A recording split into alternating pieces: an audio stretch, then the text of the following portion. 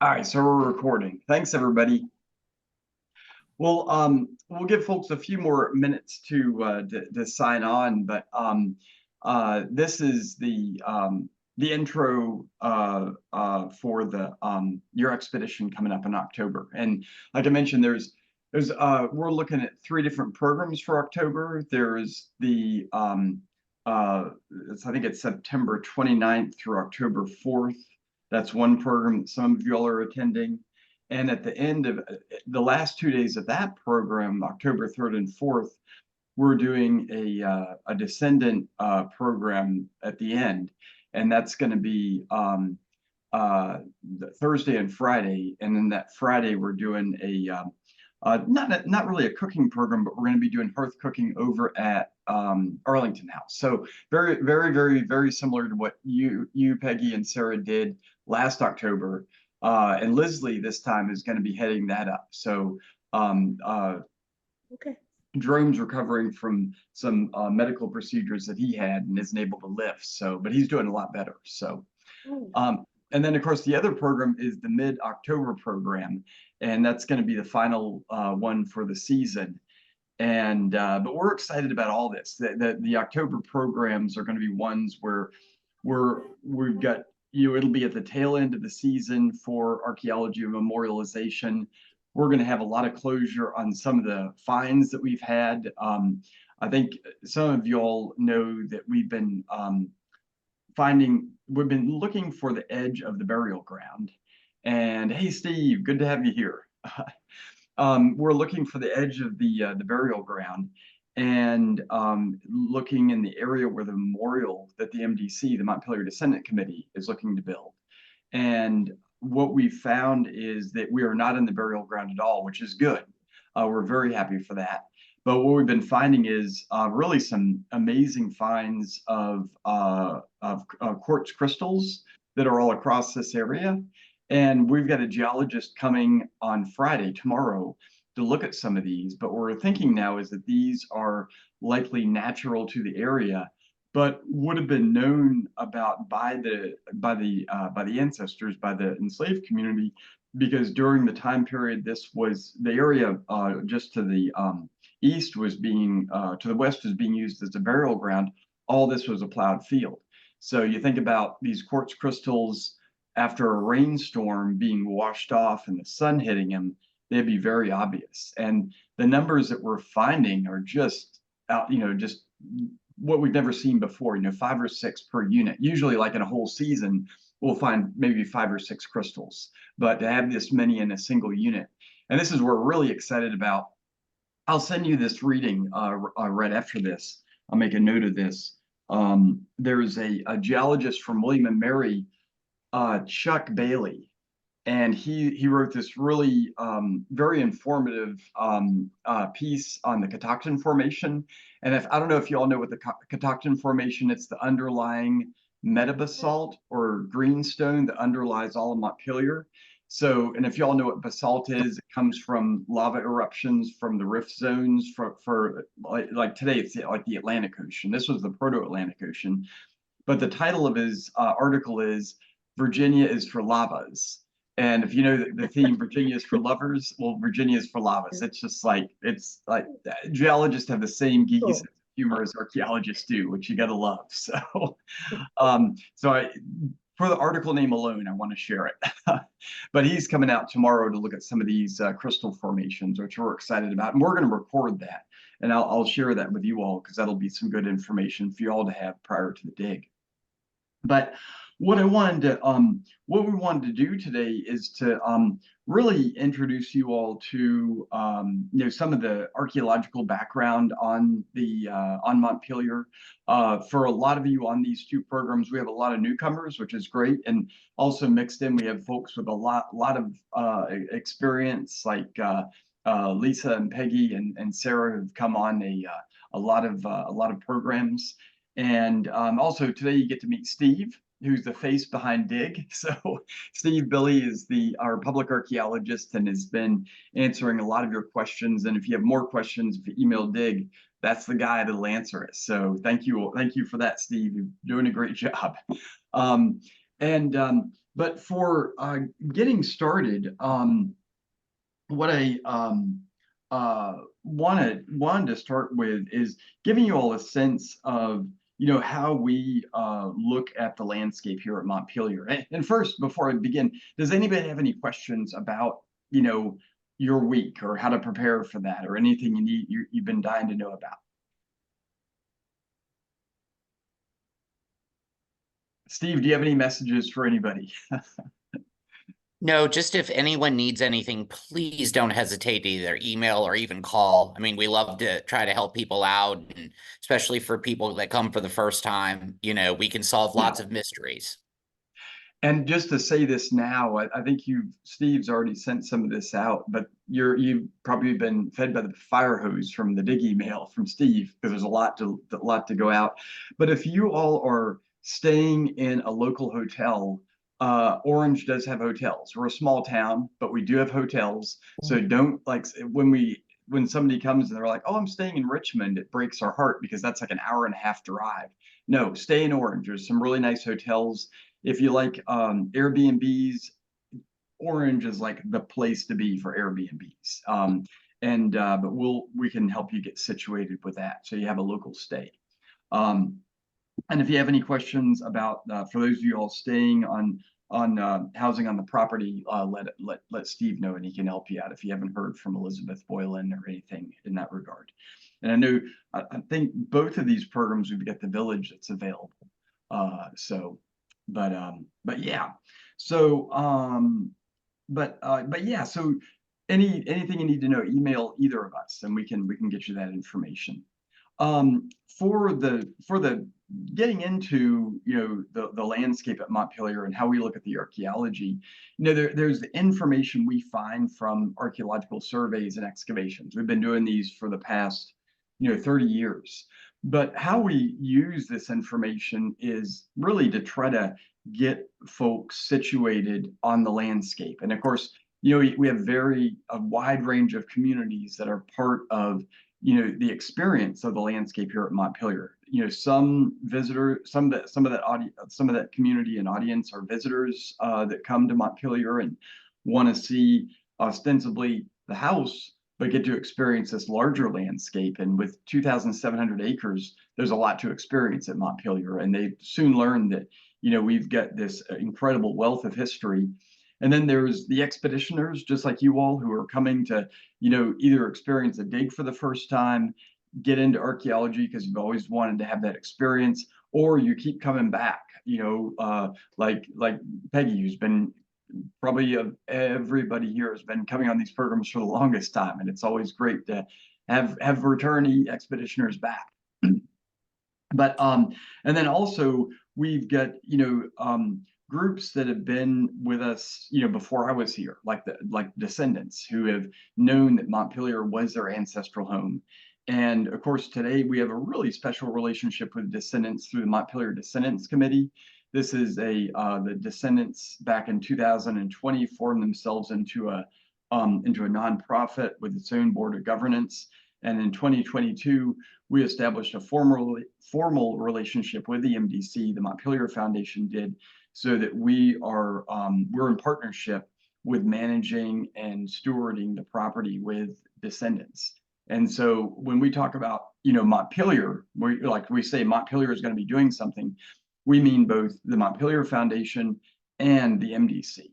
And so this has been a relationship we built for a long time with archaeology, and archaeology has been kind of a really good fit to start this relationship because what we look at with the landscape, with doing surveys and excavations on sites on the 2,650 acres, is you can imagine what most of the sites we find. If you're in say in like 1780 through the 1830s, there were over 120 enslaved people who were living and working at Montpelier, and then there were about 10 Madison family members that were here. So you think about who's going to be most visible on the landscape, who's going to be most visible on in the archaeology, and why. That's a question. So that you all thinking about this. It's a pretty obvious question, but it's something to start discussions with.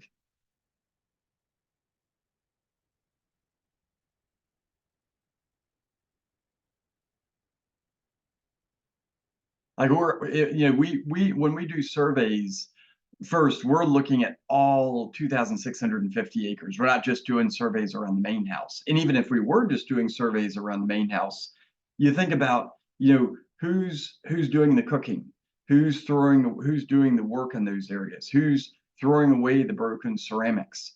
Who do you have evidence for with this? Yeah, Vicky. Enslaved people. The enslaved population, they're the ones that are working the land. They're the ones that are close to the land. Yeah.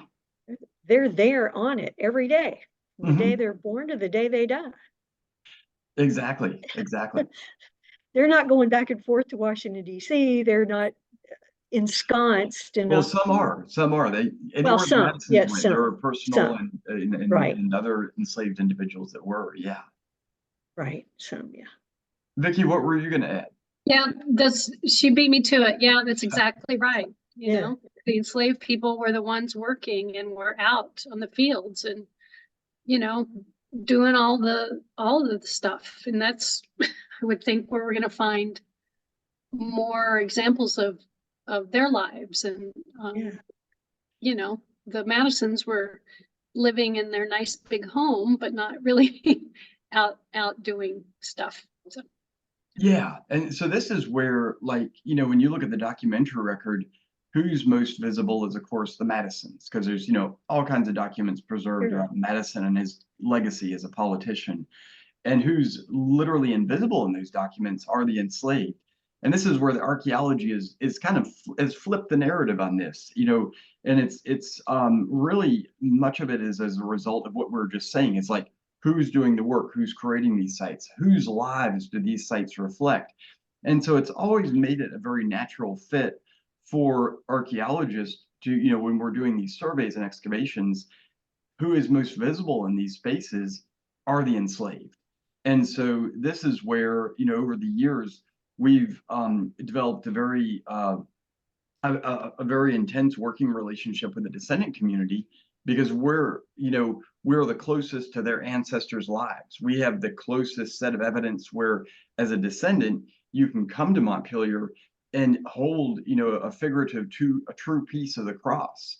And for enslaved, descendants of the enslaved, there's no, heirlooms that would have come down, or very, very few, because when Dolly Madison sold the enslaved community in 1844, folks were sold by slave traders through Richmond. Families were divided, and people couldn't take their personal possessions. And if they did, they would have been very, very potable personal possessions, like, personal items that they would have been wearing or clothing. And so a lot of this stuff, a lot of this is left behind in the archaeological record. So what we're able to do is really, many descendants have referred to the landscape, and the archaeological record at Montpelier is landscape as a memory device. It literally is the device that holds the memory of their ancestors in the land. And this year, what we've been working on is an incredibly personal space, which is the area adjacent to the burial ground. And early in the season, we were doing the surveys and excavations we began. We didn't know if the burial ground extended into the area that was being proposed as the memorial space by the MDC. And this is the question they wanted to have us ask: is, because they wanted to have the memorial be outside of where their ancestors were buried, because they do not want their ancestors to be disturbed at all. And again, what we found is, and I'll show you this in a map in a few minutes, is that we're outside of that space. But then what we're also doing is discovering the history of the space of memorialization, which is of prime importance to descendants, because for years they've worked with us, in doing archaeological research, and they know how much the landscape has to offer about their ancestors. So, even a plowed field that was plowed by their ancestors has special meaning. And what's really mind-blowing about what was a field where the memorial is going to go is, again, some of the things we've been finding. Even if it's natural objects like these quartz crystals, it has incredible, significance, potential spiritual significance for both the ancestors and descendants today. And of course, descendants being, the first individual that was buried in the burial ground was being buried by their descendants. And so this descendancy goes back to the 1720s all the way up until today. So it's this really rich relationship that we're building, and we'll talk more about this on your expedition a little bit about today, but also the readings that Steve sent you through the forms. Those are really intentionally designed to help you begin to understand, not just the site of what Montpelier is, the archaeology, but also the working relationship we have with descendants, and the kind of things that you're going to be experiencing will be given that much more richness with those readings. And one thing that we really like to do with the work that we do is have a lot of discussions. I mean, there's those of you all that are alumni, there's a lot of time we spend, as much time we spend at the archaeology site, we're also spending, talking about, what we're finding. So, Frank, good to see you. Thanks for being here. So, but one thing I wanted to begin with to kind of get you into this sense of space is, many of you have heard this before, is have you talk about the concept of power of place. And I Hey, always Matt, and before we Yeah. get started, I think Haley had a question in the chat. So Oh, Haley, I yes. don't, Thanks, Hi. Steve. So I'm new, but I had a question. Would it be appropriate to say that white landowners and like politicians such as Madison had a place in the historical record, but the enslaved had a place in the archaeological record? Absolutely. And, and vice versa as well, because, but like I said, like you're alluding to, it's how visible folks are, where there's such a Yeah, contrast the between visibility of it. Yeah. between the documentary and the archaeology. I mean, both are in both places. And the archaeology that we do of, of say, even an enslaved family's home, you can't ignore the influence and the presence of the Madisons on that space in terms of making decisions about where those homes be placed, what sort of architectural style was going to be present there. There's an interplay. And it's that intersection between these lives that really gives richness to not only interpreting the archaeological record, but for giving visitors a sense of what this place was and what this place meant to both groups, how it reflects who Madison was as a person, as a politician, the ideas he developed, and the Constitution, because that a lot of these ideas were developed not only here at Montpelier, but with other founding fathers who, like Madison, were enslavers. And where these ideas of liberty and constitutional democracy come from is very much influenced by the institution of enslavement. And we'll talk a lot about this during your week here. But yeah, no, thank you. I was gonna say that I'm getting a master's in public history at Arkansas State University, and the archaeology memorialization, which is the topic of this, I guess, is exactly what my capstone is focusing on, just with an indigenous tribe. So this is gonna be very helpful. Yeah, well, you'll have a lot of insight to give. Yeah. This is something, we learn, in one of our philosophies with the expedition programs is we have as much to learn from you all as you all have to learn from us. And where we are at today is because of these expedition programs with all the different constituencies that have come. So thank you for being here, Haley, and your comments. But yeah, well, one thing I wanted to have you all think about and just talk about briefly is what when you hear the concept power of place, what comes to mind? And I don't know if you all have heard of the concept of power of place, but when you think about it in terms of Montpelier or any historic site, what comes to mind? And there's no wrong or right answer about this. Is just what does this bring up in your thinking?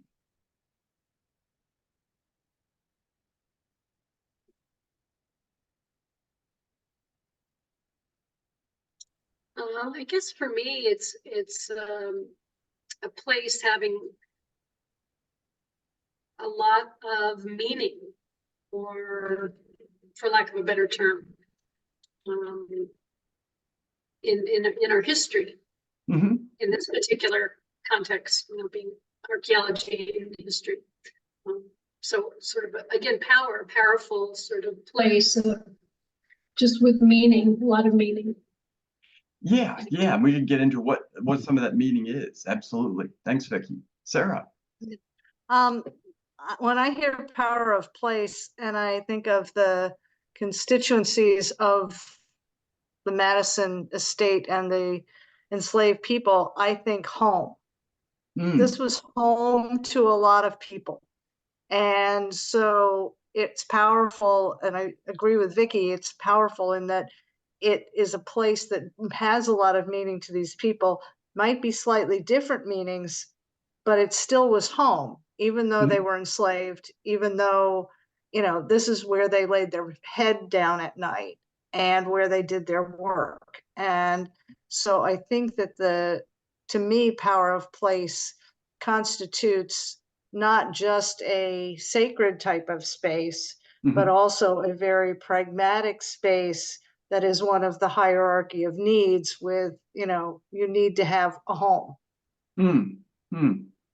Yeah, and we can't talk to people in the past about what this space meant to them, but this is where, like with archaeology, what you're talking about, Sarah, that's the essence of what we're trying to gain from archaeology. I mean, sometimes it's a very practical set of information we're trying to get out of a site. Is one, was it a site where people lived at?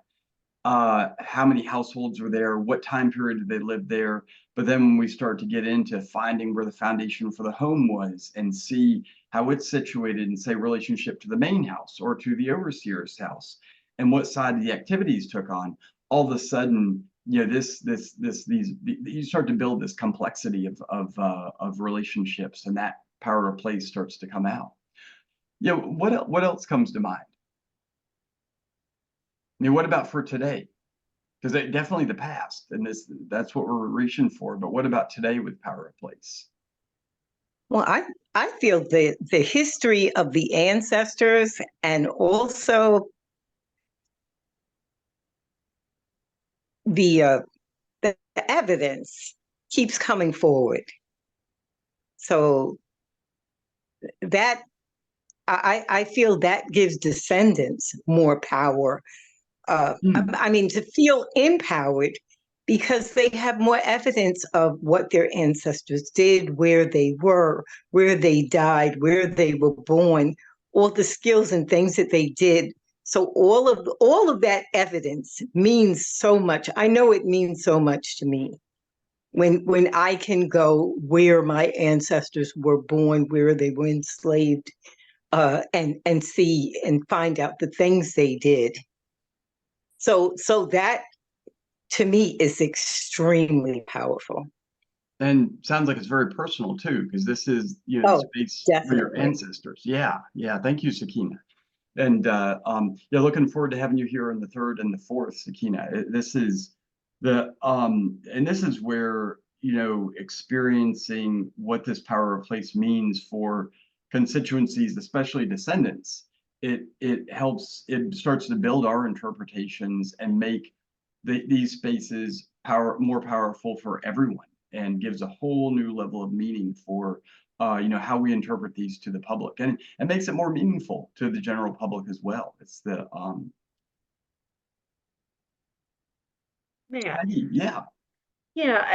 because I've been there many times now and have gathered and garnered enough information about how unique Montpelier is in regards to the power of the place itself. It's unique that it is relatively untouched in so many ways, that it's kind of a treasure trove of information that you and your team have been so assiduously discovering through the years.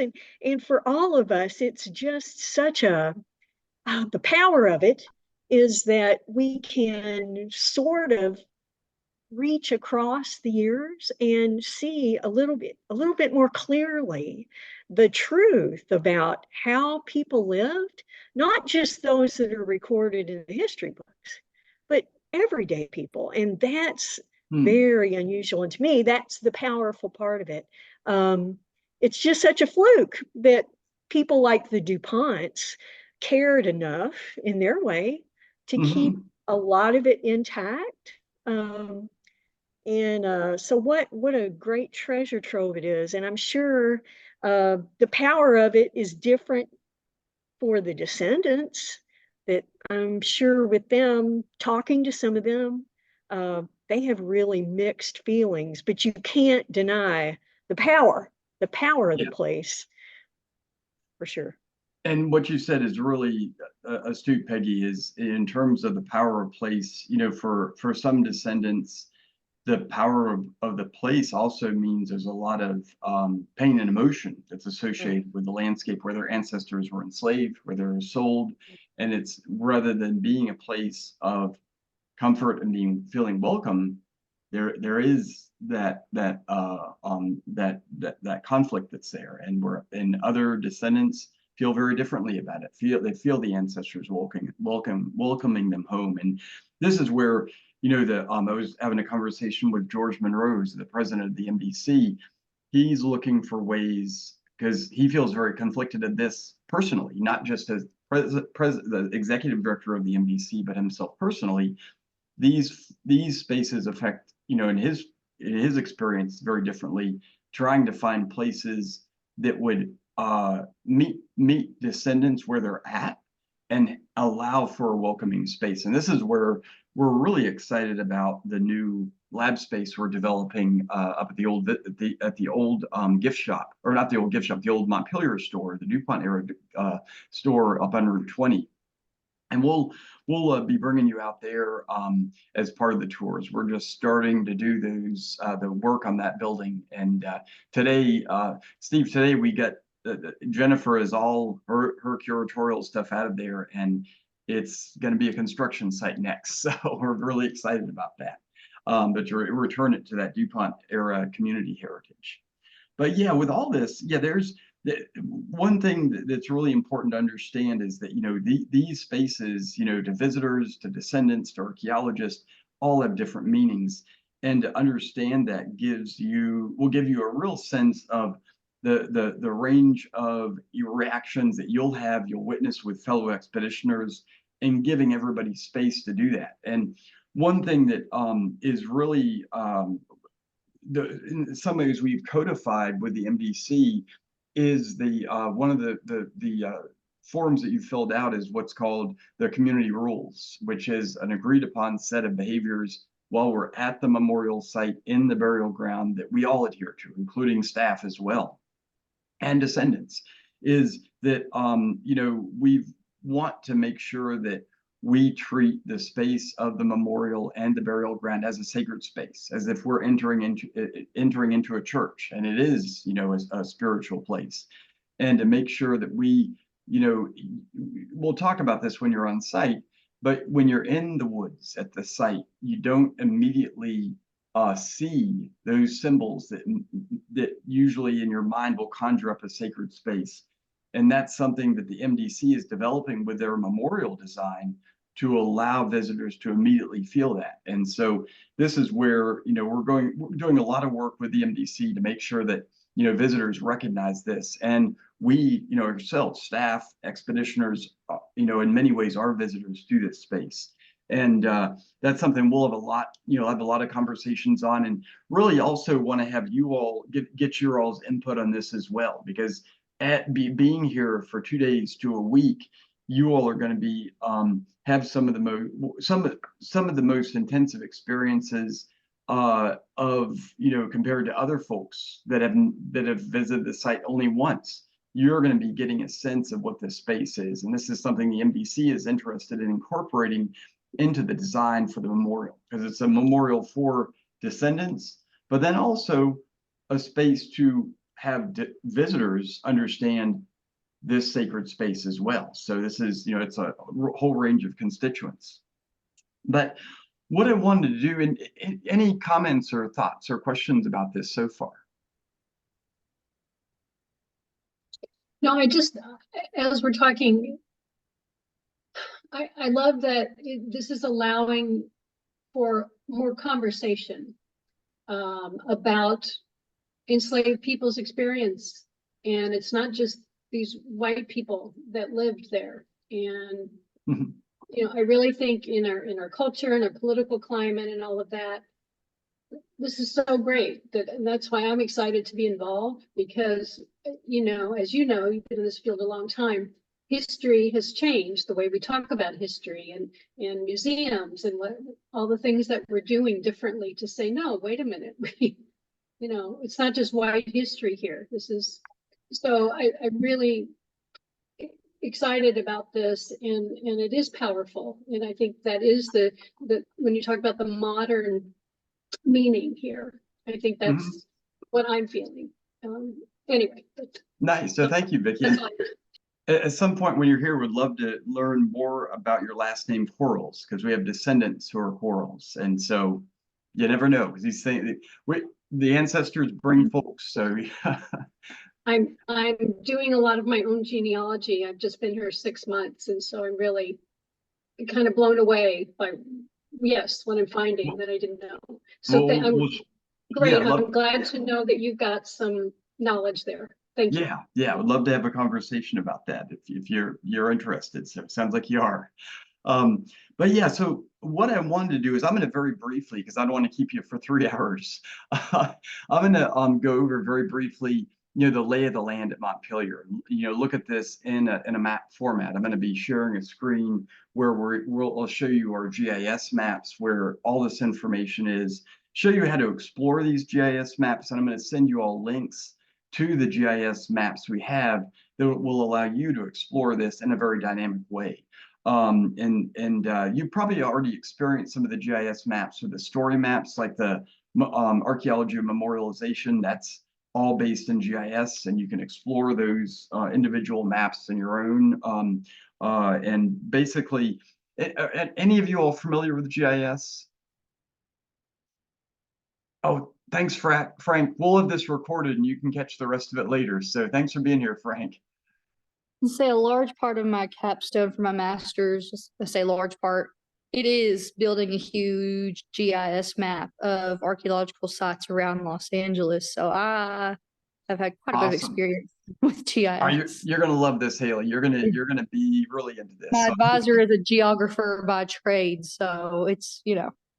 Awesome. He strongly encouraged me to be proficient in GIS. So well, and we get all kinds of ways to get you involved in it too. If you need any information, you know, we are very much into open source data, and so the only area we're this year we're not doing open source with the excavations because of the sensitivity of the materials that we're working on with the memorial site. But you know, once the descendants, the MDC gives the okay, we'll be sharing a lot of this information, and you'll be experiencing it in person with your week here at Montpelier.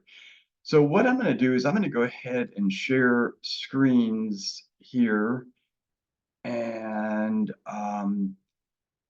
let me bring this one over, and let me know if you can see the map. Here is the map visible? Yes. You all can see the map? Okay, great. Let me close this. This is for Montpelier. This brown line is the property boundary that the National Trust for Historic Places, National Trust owns of Montpelier. The National Trust owns the 2,650 acres that make up Montpelier. And Montpelier is set within the historic boundaries of about 4 different plantations. So, you know, there's this brown boundary right here. The original plat of Montpelier, this area right here, you can see in this 1844 plat, the Dolly Madison, where she sold the property in 1844. And that is essentially this original patent line in this area. So within this historic core, you know, most visitors, when they visit Montpelier, come down Route 20 and then come down Center Road and then end up at the visitor center right here. and then begin their experience with a tour of the main house. The main house today is, restored to its 1820s appearance. We about 20 years ago, we restored it from the DuPont house back to its 1820s appearance. And essentially what we're doing at Montpelier today is we're restoring the landscape in the historic core back to its early 19th century appearance. This is the time period from whence James and Dolly Madison had retired from their political careers and had retired back to Montpelier. It's the time period where you have the maximum number of enslaved families still present at Montpelier, and there were, at that time in the 1820s, around 5 to 6 generations of enslaved at Montpelier. And as it turns out, it is the time period for which we have the most preservation in the archaeological record. Because when you think about when Dolly Madison sells the property in 1844, she sells all of the enslaved community. Montpelier never returns to be having, a living and workforce of 120 enslaved Americans. It goes down to about 25. So many of these sites are abandoned. So for example, one of the areas we've been working on for the past nearly a decade now has been the home farm. And this is this area. Here's the visitor center right here. Here's the main house up in this area. All this area is the home farm. And this is one of the first areas you'll be getting a tour of when you're here. This was a site of about like 15 different sites, ranging from, I think I've got an image right here. This shows a 3D rendering of what this space looked like. So you can compare this. Here's the visitor center right here. This is the overseer site that we excavated over the past 2 years. And in this view, same view, here's the overseer's house. The visitor center today is up in this area, but you've got homes for the enslaved. You've got a blacksmith over here, a blacksmith shop down in this area, a stable, a threshing barn, a tobacco barn up here, another home for an enslaved family. Have this incredibly complex landscape. All of this was when Dolly Madison sold the property in 1844. All this was abandoned. And fortunately, the next area that was established as the farm complex is today what we call the Poplar Run Valley, which is the modern day farm complex that was developed by the DuPonts in the early 20th century. And in this area, we found very little in the way of Madison era sites. So, we couldn't have planned this more perfectly. What the DuPonts developed was an area that hadn't been that intensively used. It was probably used for fields, but then they abandoned. What was abandoned was this incredibly complex landscape. And time again, we're finding this pattern to be the case where you just have incredible preservation of the archaeological record. So kind of to go through time here, some of the sites, you're going to be getting tours of all these sites, and the archaeology site booklet that we sent you all, that is, let me show you the cover to that, because this is one that'd be, you'll receive a copy of this when you're here. Let's see.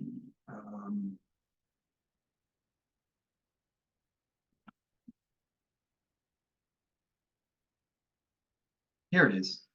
Did you all have a chance to see this book right here? It's one of the PDFs that you probably could have downloaded. Anybody give a thumbs up if you saw it? Okay, yeah, Peggy, you've got probably 5 copies of these through the years. So, but I'll send you all the link to this. What I want to do is kind of send you all the highlights of, what to look at to prepare for your week.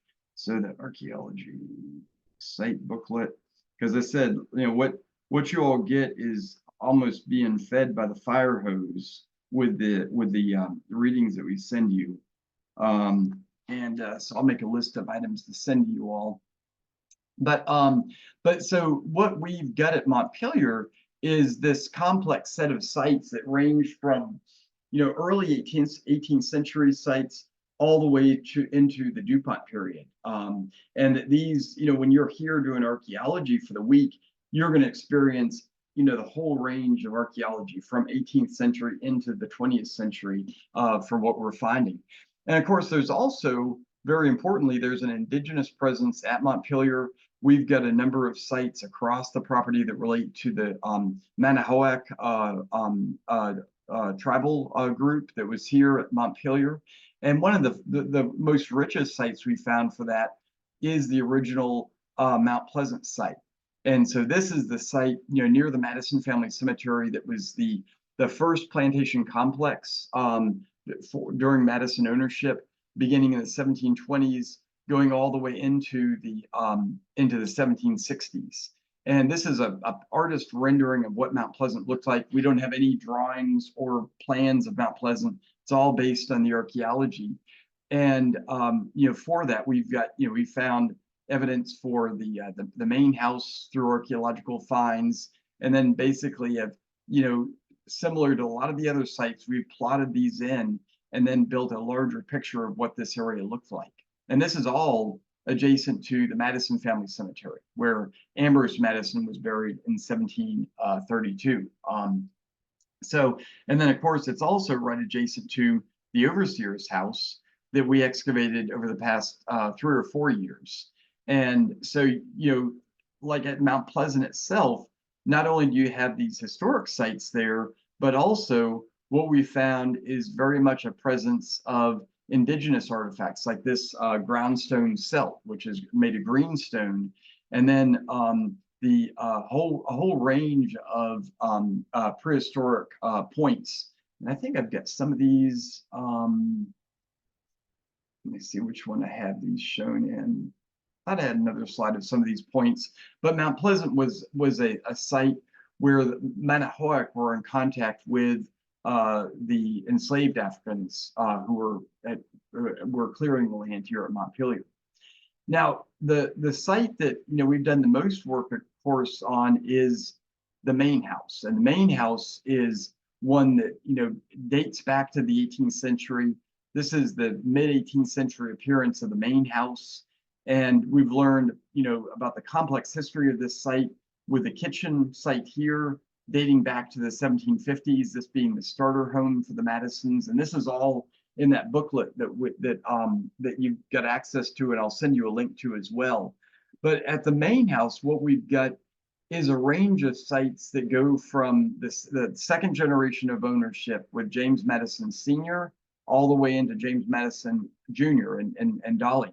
And some of the changes that this site goes through range from this 18th century appearance of the house to how this site was changed during the retirement years of the Madisons into this neoclassical landscape. So from this Georgian home and landscape where you've got brick landscape walls that are very linear in nature, this typical Georgian brick pile of a house with the symmetrical doors and windows, to this more neoclassical arrangement with the 18th century house embedded and expanded upon with a 1797 edition, and then these 1810 wings. And then also the landscape was changed as well, with plantings, the walls were removed, these front dependencies were raised in 1810.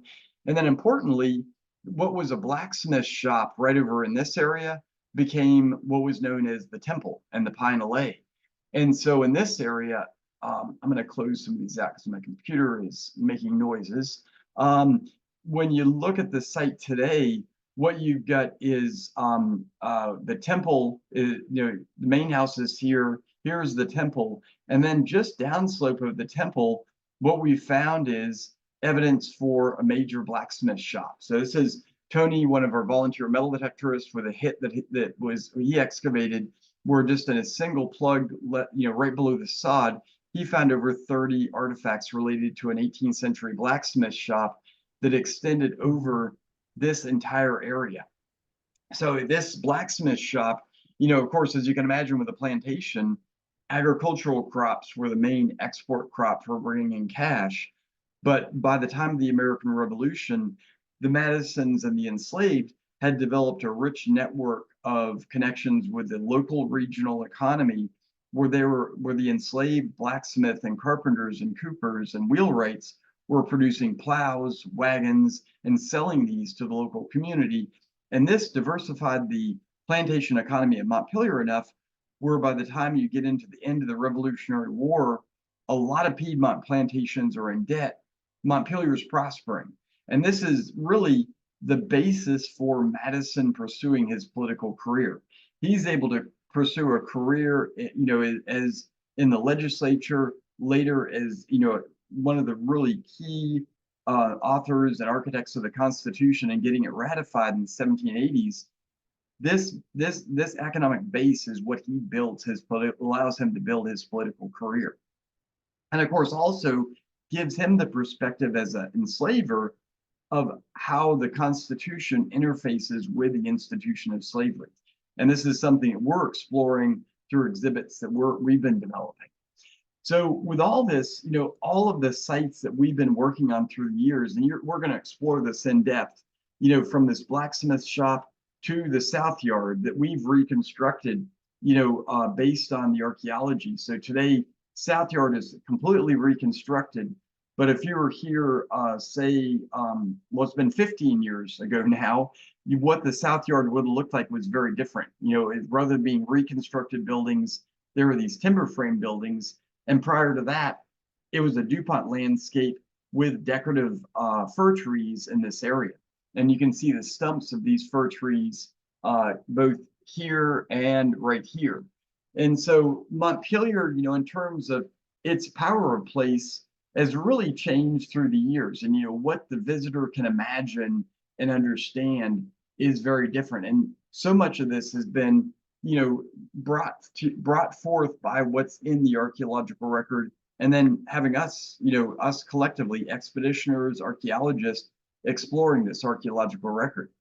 And one area that has been exceptionally powerful in terms of this exploration has been what we've done in the South Yard.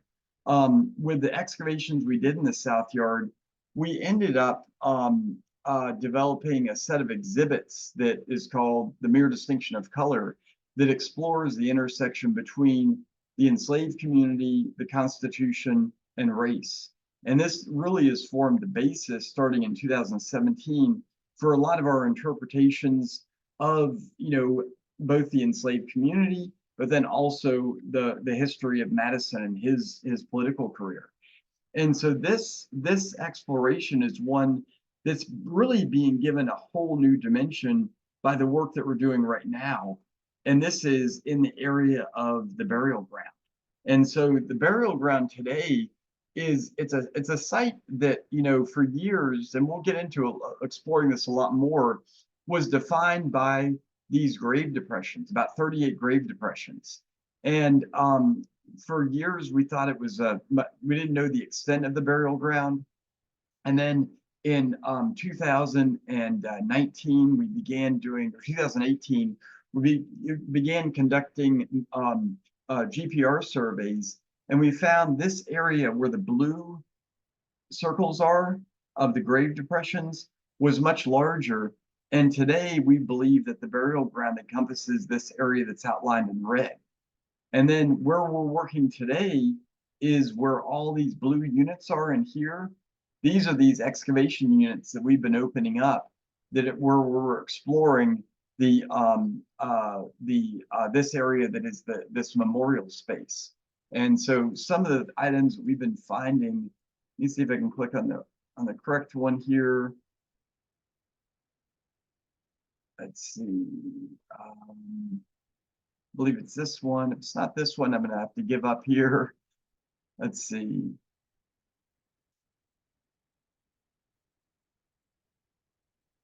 I'm looking for one that has the crystals in it.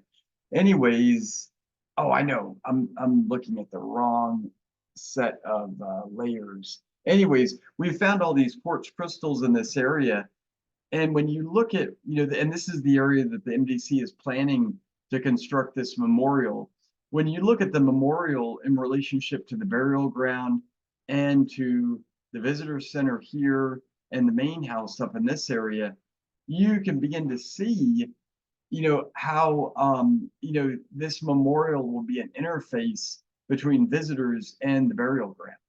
And so this memorial is going to, create a whole new dimensionality where descendants will have a place to honor their ancestors on their terms, and to give visitors a perspective of the ancestral community that was here on the terms of descendants. So it's really going to be one that doesn't change the focus of Montpelier, but adds to the focus of Montpelier. Today when you visit Montpelier, what's so dominant on the landscape is this house. This 18th and 19th century plantation that, with its columns, literally dominates the landscape. And with the work we're doing with the memorial, the presence of the enslaved is going to be much more present on the landscape, not through just the buildings, the homes of the enslaved, but when you look at the size of this burial ground in terms of how its size, you look at how large the burial ground here is in red, and compare this to the grounds of the main house, it's equal in size. And when you compare this to, for example, the Madison Family Cemetery, which is this little walled-in area here, it's a much larger area. So it's going to give a sense of scale that the enslaved had at Montpelier, and really, begin to round out this picture. And so one of the, part of the week that you're here at Montpelier, we're going to be working on units in this area.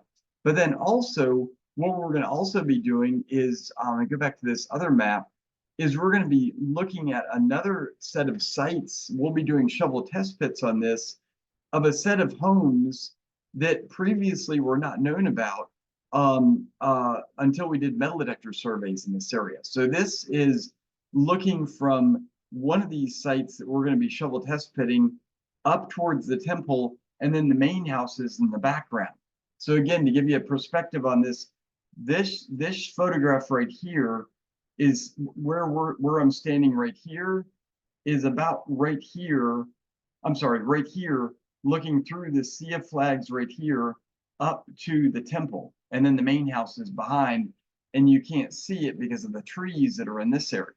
So this is a whole set of homes of enslaved that aren't represented on the landscape today. So these two squares right here are what we think are the approximate position of these homes that have been indicated by the metal detector survey. And you can see with the metal detector surveys right here, these concentrations of red, these are the areas that we're going to be exploring, through these, through the shovel test pits we'll be excavating.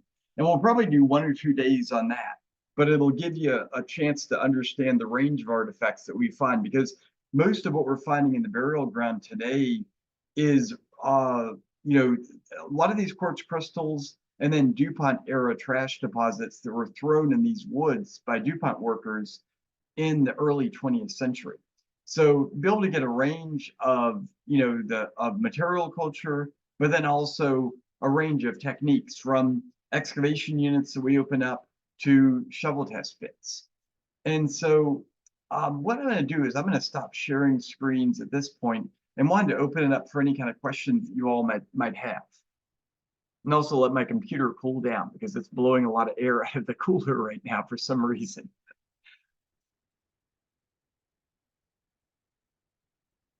But what I'm hoping is this will give you like a little bit of perspective on approaching the readings. And again, Stephen is compiled some information on the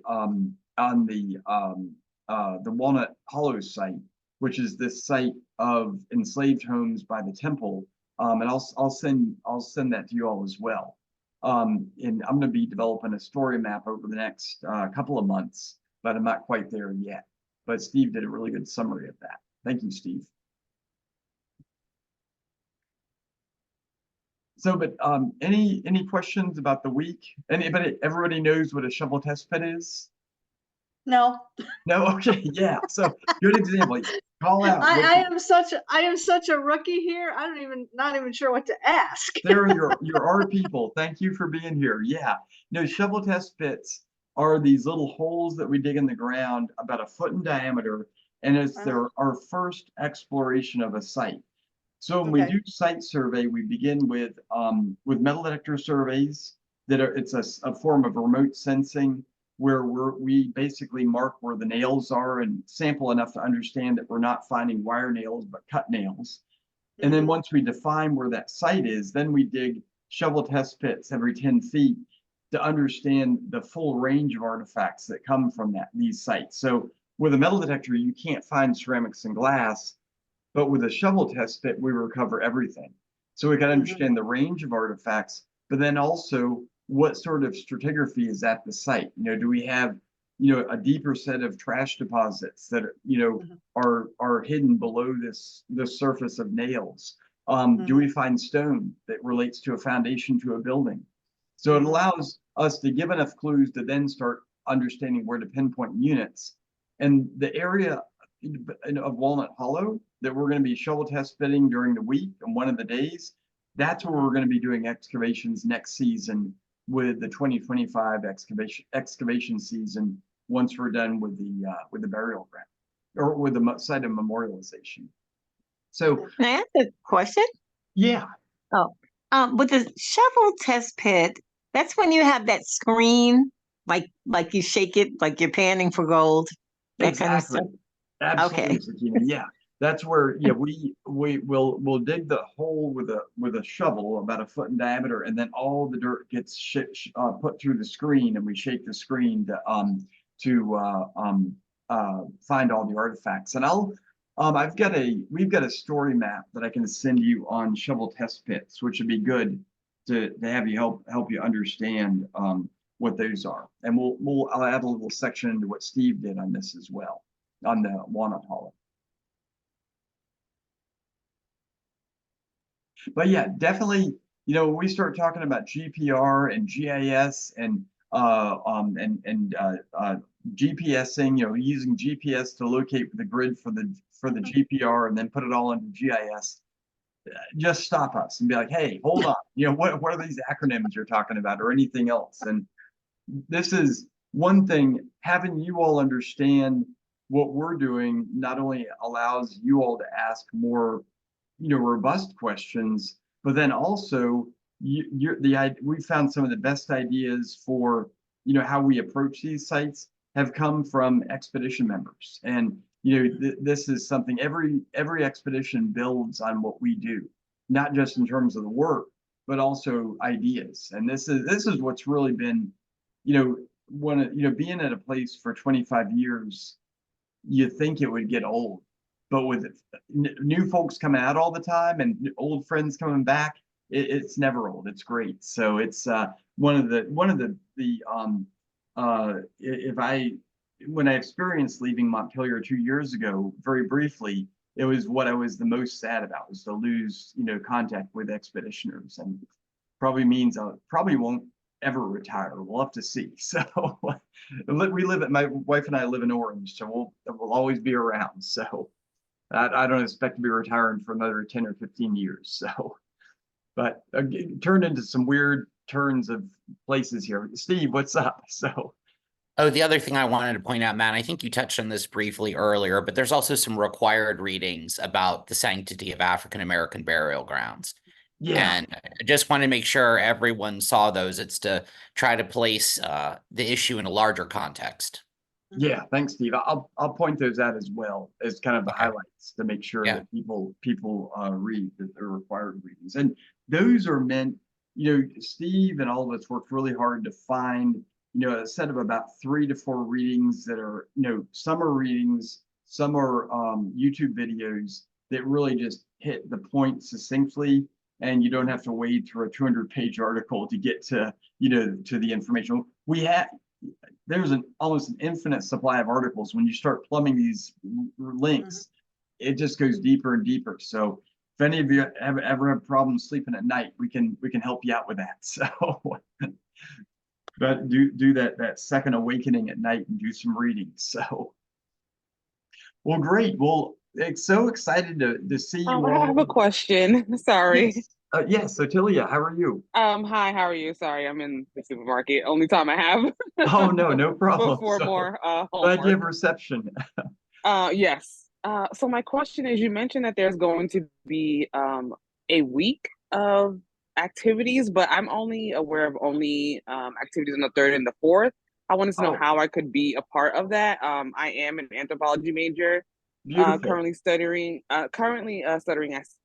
at City College. After that, I would like to pursue my master's in archaeology. So I'm very interested in like the week of activities outside of just the 2 days. Yeah, the third and the fourth, that's Yes. a 2-day program that's within a week-long program. So if you want to Okay. come on that Sunday, which is that September 29th, Steve? Correct. Yes, September 29th. You could come earlier if you want. So yeah, Okay. if you don't get an email from Steve or I, or Dig, which is Steve, email us, but I'll send Mhm. you the link for that. I'll try to remember to do that, Otilia. So Okay. Thank you so much. That'll be it'd be great great. to have you here for a longer time. That'd be awesome. So Yes. I'm excited for that. Thank you. good deal. Any other questions? All right. Well, looking forward to seeing you all. The beautiful thing about October is we just have incredible weather. I mean, there's only been a couple of times in early October that it's been in the 90s. Hopefully that's not the case this time. And then mid-October, it's fun to see, like go back over the group shots, because early October, everybody's in short sleeves. But then by the time you get to mid-October, everybody's got the hoodies out. So it's a beautiful time of year at Montpelier. And those golden hours, like at 6 and 7 o'clock, just make for some great times on the property. So, but well, anyways, Peggy, did you have something? Oh, no. Okay. You covered it. All right. Thanks. All right. Well, thanks everybody. And again, if you need anything, contact Steve or I, and we'll answer your questions. But look forward to seeing you when you arrive. So, and we'll be sending out more information about the dinner the night before, and then also the information about specifics on the third and fourth program. So, okay, take care, everybody. Thank you. Everybody Bye-bye. be well. Thank Bye, you. everyone.